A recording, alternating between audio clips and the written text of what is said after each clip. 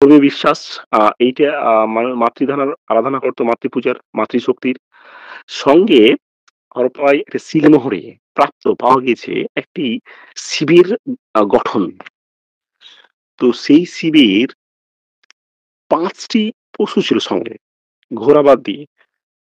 এই হরিণ, বাঘ, সিংহ, আ হরিণ, বাঘ, সিংহ আর ছিল ২ টো হচ্ছে গন্ডার। হরিণ, বাঘ, সিংহ, গন্ডার, একটা সম্ভবত গরু।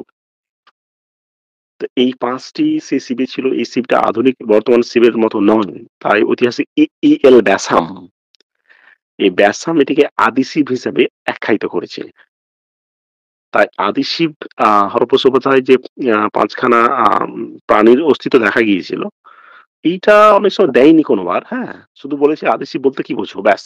আগে ২ মার্কের ক্ষেত্রে। এমসিকিউ তে একবারই পরীক্ষা হয়েছে। এমসিকিউ তে সহজ প্রশ্ন, জলের মতো প্রশ্ন দিয়েছে। আশা রাখছি এবারও জলের মতো প্রশ্ন দেবে। তো আদি শিব শুধু ইএল ব্যাসাম বলেছে, আর কিছু নেই। ধর্মীয় বিশ্বাস হচ্ছে এইটুকু। আর সেভাবে কিছু নেই। তারা ধর্মীয় বিশ্বাস অনুসারে যে পরলোকে বিশ্বাস করত এবং তারা ৩ ধরনের সৎকার করত। এমনকি হরপ্পা সভ্যতায় ডাবল কবর অর্থাৎ দ্বৈত কবর একসঙ্গে পাওয়া গেছে। এটা পাওয়া গেছে লোথালি। তারা কিন্তু কবরগুলোকে অনেক সময় ইটে সাজিয়ে তারা কিন্তু কবর দেওয়া হতো। হ্যাঁ? আ এটা ধর্মীয় বিশ্বাস, এগুলো যদিও না জানলে অসুবিধা নেই। হ্যাঁ? এর প্রশ্ন ধরে কোনদিন দেয় না। শুধু ডাবল বেডড অর্থাৎ দ্বৈত কবর কোথায় পাওয়া গেছে? এটা একটা ছিল প্রশ্ন। লোথালে একমাত্র। হ্যাঁ? আর কোথাও সেভাবে নেই। মেইন যে বিষয় হরপ্পা কেন্দ্রের হরপ্পা সভ্যতার কৃষির, এই কৃষির ১ম কোথায় পাওয়া যায়? কোন কেন্দ্রে? এইটা একটা গুরুত্বপূর্ণ প্রশ্ন। রংপুর একটা কেন্দ্রের নাম। এই রংপুর কৃষির পাওয়া যায়। লোথালেও পাওয়া গেছে অনেক সময়। যদিও এটা একটা বিতর্কিত বিষয়, হ্যাঁ? সেইজন্য ন্যাচারালি এই প্রশ্ন স্বাভাবিকভাবে করে না। তখন কেস-টেস হওয়ার সম্ভাবনা থাকে। কারণ অপশন এ হয়তো এমন দিয়ে দিল ২ টো জায়গায় উত্তর হয়ে যেতে পারে। এগুলোকে এভয়েড করার চেষ্টা করে। তাহলে হরপ্পা সভ্যতায় ধর্মীয় বিশ্বাস, অর্থনৈতিক জীবন ও সামাজিক অবস্থা, এই ৩ টি হচ্ছে মূল এবং প্রধান কিন্তু বিষয় ছিল কিন্তু হরপ্পা সভ্যতায়। এছাড়াও হরপ্পা সভ্যতার আরো বিশেষ দিক রয়েছে, যেগুলো আমাদের একটু কিন্তু আ পড়া উচিত এবং পড়লে অসুবিধা নেই। যে হরপ্পা সভ্যতার সময়কালে বা সেই সময়কালে হরপ্পার বাসীরা রক্ষণশীল মানসিকতা তো ছিলই, তারা কোনো কিছু শিখতে চাইতো না। যা তাদের পতনের অন্যতম কারণ। এর পাশাপাশি হরপ্পার যে জনজীবন হঠাৎই কিন্তু বৃদ্ধি পেয়ে যায়। এইটা অনেক ঐতিহাসিক মনেও করেন এবং ঘিঞ্জি অবস্থায় হওয়ার কারণেই তাদের খাদ্যের অভাব দেখা যায়। খাদ্যের অভাব বলতে গিয়ে এখানে একটা ব্যাংক পাওয়া যায় খাদ্যের। হরপ্পার মানুষেরা হয়তো খাদ্যগুলোকে মজুত রাখতো। সেজন্য তারা শস্যাগারও পেয়েছিল। এত বড় শস্যাগার সেই সময়কালে পৃথিবীর কোথাও ছিল না। বিশাল বড় শস্যাগার ছিল একটা। এছাড়াও স্নানাগারও ছিল, বিশাল বড় স্নানাগার ছিল একটা। সেখানে অনেক রকম ব্যবস্থা ছিল। কস্টিউম চেঞ্জ থেকে শুরু করে বিভিন্ন রকম এখনকার যেমন স্নানাগারগুলো হয়, তার থেকে উন্নত মানের। তারা যেহেতু একসঙ্গে সংঘবদ্ধভাবে বসবাস করত, সেইজন্য একটাই স্নানাগার সবাই ইউজ করত। এরকম হতে পারে। এখন যেমন সবাই ইন্ডিভিজুয়াল স্নানাগার, তখন তো নয়। তাই স্নানাগার প্রাপ্ত হরপ্পায় পাওয়া গিয়েছে, শৌচাগার হরপ্পায় পাওয়া গেছে। মহেনজোদারো বিশাল বড় মহেনজোদারো এই কেন্দ্রটি সবথেকে পরিষ্কার পরিচ্ছন্ন এবং উন্নত মানের হারভেস্টিং ম্যানেজমেন্ট অর্থাৎ পয় প্রণালীর ব্যবস্থা কিন্তু ছিল। এমনকি বৃহত্তম পয় প্রণালী ড্রেন যাকে বলছে, এই ব্যবস্থা কিন্তু মহেনজোদারোতে ছিল। তো হরপ্পা সভ্যতা আর মহেনজোদারো সভ্যতা, এই দুটি ছিল হরপ্পা সভ্যতার পুরো সিন্ধু সভ্যতার মূল কেন্দ্র। আর এই দুটোকে বেসিস করেই কিন্তু প্রশ্ন আসে। এখান থেকে কিন্তু প্রশ্নগুলো দেয় বেশিরভাগ যে এমনকি হরপ্পা যে এতগুলো কেন্দ্র আছে সবথেকে লার্জেস্ট বৃহত্তম হচ্ছে এই মহেঞ্জোদারো। আর ওল্ডেস্ট হচ্ছে হরপ্পা। সবথেকে প্রাচীন। এই হরপ্পা কথাটি ১ম ব্যবহার করেন জন মার্শাল। হরপ্পা কথাটি ১ম ব্যবহার করেন। এই হরপ্পা শব্দের অর্থ খুব ইম্পোর্টেন্ট। এত ইম্পোর্টেন্ট ভাবা যায় না। সেটা হচ্ছে পশু-পাখির খাদ্য। মহেঞ্জোদারো শব্দের অর্থ মৃতের স্তূপ।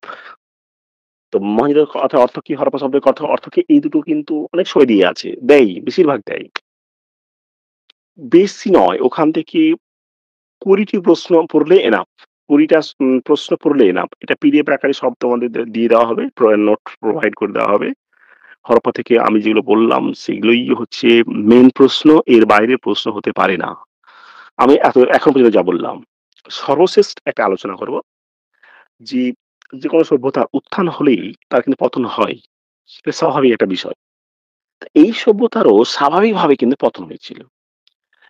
এখন প্রশ্ন হচ্ছে যে পতনটা হলো কেন? কোন কারণ সেখানে প্রয়োজন পড়ল? হঠাৎই হয়ে গেল না এমনি, এমনি হয়ে গেল? প্রত্নতাত্ত্বিক রিসার্চ এর ফলে বহু পণ্ডিত বা অর্থাৎ ঐতিহাসিকগণ মনে করেন যে মূলত প্রাকৃতিক কারণেই এই সভ্যতাটা ধ্বংস হয়। প্রাকৃতিক, ন্যাচারাল, এই প্রাকৃতিক কারণেই এই সভ্যতা ধ্বংস হয়। পতন হয়ে যায় একদম। এই প্রাকৃতিক কারণের মধ্যে প্রধান কারণ বন্যা, ফ্লাড, রাইকস ডেলস এই ২ জন ঐতিহাসিক বিশেষ করে মতামত দিয়েছেন যে হ্যাঁ, বিশাল বড় বন্যা হয়েছিল। তাহলে বন্যাটা হলো কেন? সেখানে তো সিন্ধু নদ ছিল। তো সিন্ধু নদীর যে গতিপথ চেঞ্জ হয়ে গিয়েছিল। চেঞ্জ হওয়ার ২ টি ফল ছিল। একটা হচ্ছে চেঞ্জ হওয়ার ফলে মরু উষ্ণ মরুভূমিতে পরিণত হয়। অন্যদিকে চেঞ্জ হওয়ার ফলে হরপ্পা মহেঞ্জোদড়ো এগুলো ধ্বংস হয়ে যায়। এটা যদি এটা বিতর্কিত বিষয় তবে অনেক ঐতিহাসিক রিসার্চ করে বলেছেন এটা যে না এটা এভাবেই হয়।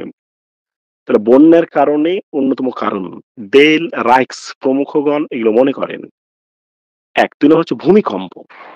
হরপ্পায় প্রাপ্ত নরকঙ্কাল, এই কঙ্কালগুলি অনেক সময় নাকি স্নানাগার অর্থাৎ বাথরুম থেকে পাওয়া গিয়েছিল।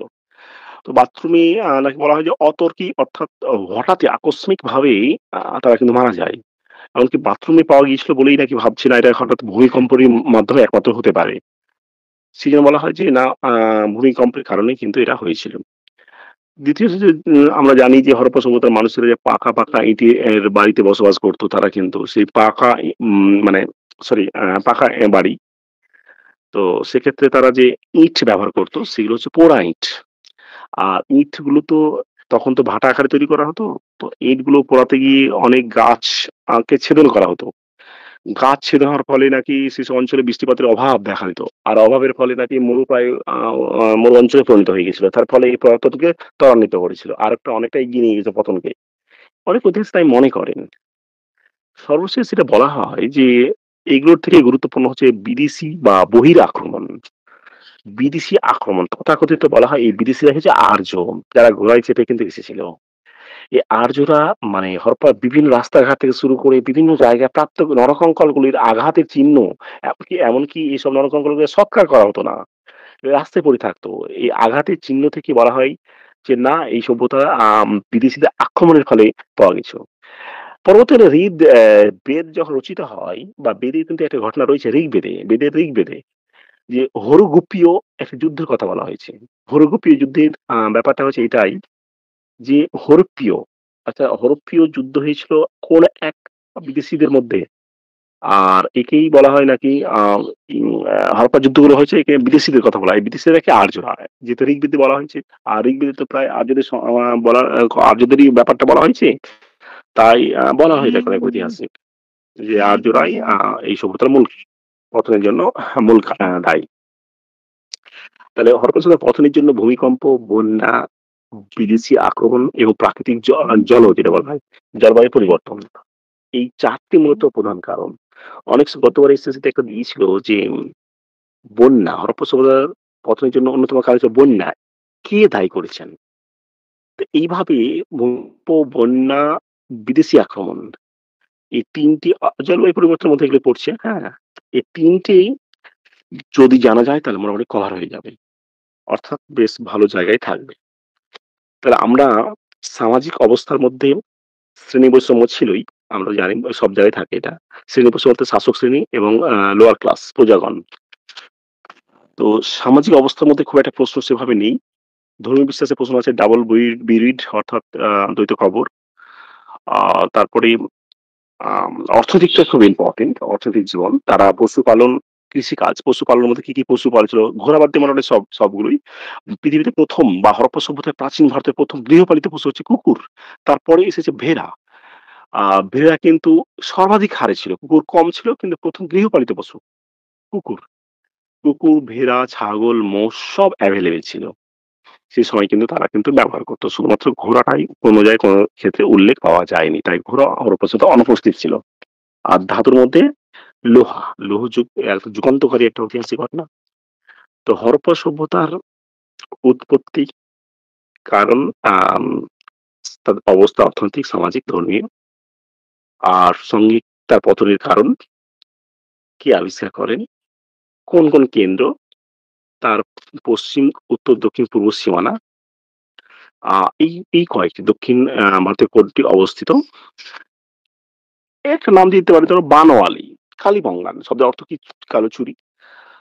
বানোয়ালি নাম দিয়ে দিল। তো এটি কোন বর্তমান ভারতের কোন রাজ্যে অবস্থিত? এইভাবে করলে একটু টাইট প্রশ্ন হয়ে যায়। খুব শক্ত প্রশ্ন কিন্তু। এভাবে কিন্তু এটা আসলে করে না কিন্তু আমাদের জেনে রাখার দরকার আছে বা আমাদের জেনে রাখাটা প্রয়োজন। সব তোমাদের নোটস প্রোভাইড করে দেওয়া হবে। তো এই ছিল হরপ্পা সভ্যতার মূল সারাংশ। এইটাই পড়লে এনাফ। আর সেভাবে পড়ার কোনো প্রয়োজনীয়তা নেই। অত্যাধিক সহজ আমরা যেহেতু সময় খুব কম, আমরা অতিরিক্ত চাপ নেব না। খুব সহজেই পড়াশোনা করে আমরা কিন্তু ক্র্যাক করব। আশা রাখছি সবগুলোই কমন পাবে। ১০০% কমন পাবেই। আমার এটা মতামত।